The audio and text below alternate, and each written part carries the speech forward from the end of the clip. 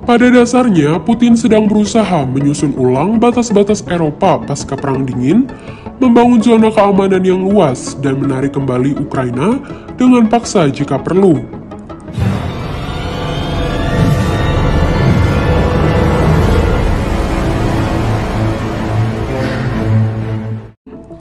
Rusia mengerahkan sekitar 100.000 tentara di dekat perbatasannya dengan Ukraina. Adapun hal tersebut menambah ketegangan antara dua negara bertetangga itu, serta meningkatkan ancaman invasi. Sementara itu, intelijen Amerika Serikat menyebut bahwa Rusia sudah menyiapkan invasi dengan 175.000 tentara dan militer Ukraina meski mendapat pelatihan dan peralatan dari Amerika Serikat, diyakini tetap sulit menandinginya. Jika terjadi perang Ukraina-Rusia, negara blok timur dan barat juga akan terlibat. Peluang itu terbuka ketika Presiden Joe Biden pertimbangkan mengerahkan beberapa ribu tentara Amerika Serikat, kapal perang, dan pesawat tempur. Biden mengatakan invasi Rusia ke Ukraina akan menjadi konsekuensi terbesar di dunia yang terjadi sejak Perang Dunia II. NATO pun diperingatkan oleh Rusia agar tidak melanjutkan ekspansi ke arah timur dan tidak mengakui Ukraina sebagai anggotanya.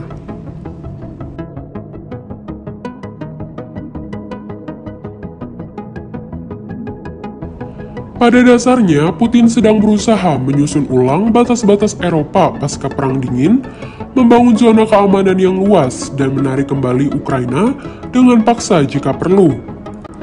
Ketegangan antara Ukraina dan Rusia sudah membara sejak 2013 ketika Ukraina berupaya menggulingkan presidennya yang pro-Rusia, Viktor Yanukovych, dan militer Rusia memasuki wilayah Ukraina.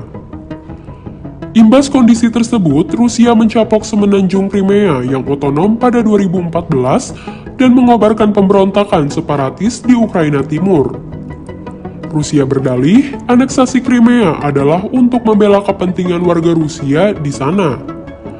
Namun pencaplokan itu tidak diakui oleh sebagian besar negara. Tak lama kemudian, separatis pro-Rusia di wilayah Donetsk dan Luhansk di Ukraina mendeklarasikan kemerdekaan dari Kiev sehingga memicu pertempuran yang sengit selama berbulan-bulan. Gencatan senjata sempat disepakati pada 2015 tetapi sulit ditegakkan. Perdamaian total tak kunjung didapat di tengah perang Rusia-Ukraina yang menewaskan lebih dari 13.000 tentara dan warga sipil.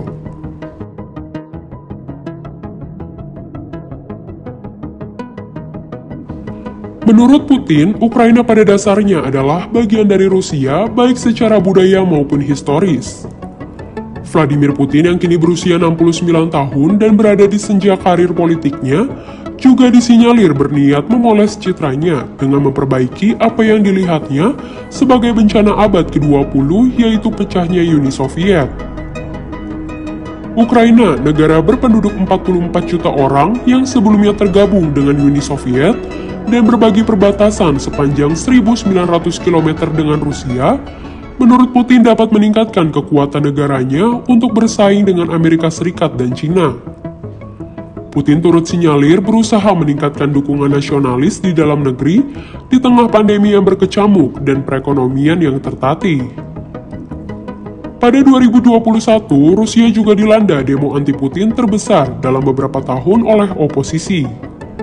Sementara itu, Rusia beralasan bahwa penempatan ratusan ribu pasukan di perbatasan adalah antisipasi ekspansi NATO ke arah timur dan reaksi terhadap hubungan intensif Ukraina dengan aliansi tersebut.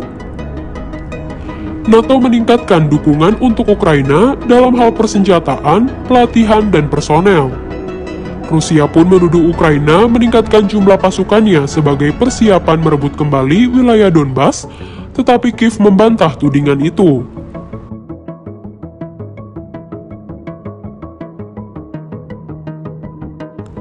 Pemerintah Ukraina menegaskan, Rusia tidak dapat mencegah Kiev membangun hubungan yang lebih dekat dengan NATO. Presiden Ukraina Volodymyr Zelensky menuding Rusia berusaha mengacaukan negara itu dan menyusun kudeta. Menteri Luar Negeri Ukraina, Dmytro Kuleba, memperingatkan kudeta terencana dapat menjadi bagian strategi Rusia menjelang invasi militer.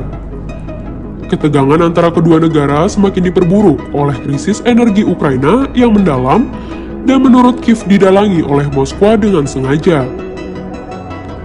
Saat itu, pemerintahan Zelensky sedang diterpa banyak rintangan di berbagai bidang, termasuk gelombang ketiga COVID-19 dan ekonomi yang terpuruk. Banyak orang Ukraina juga tidak senang karena pemerintah belum memenuhi janji untuk mengakhiri konflik di timur negara itu. Demo anti pemerintah pun sempat terjadi di Kiev. Sejauh ini, peluang perang Rusia-Ukraina masih terbuka dan belum ada pembicaraan yang membuahkan hasil positif.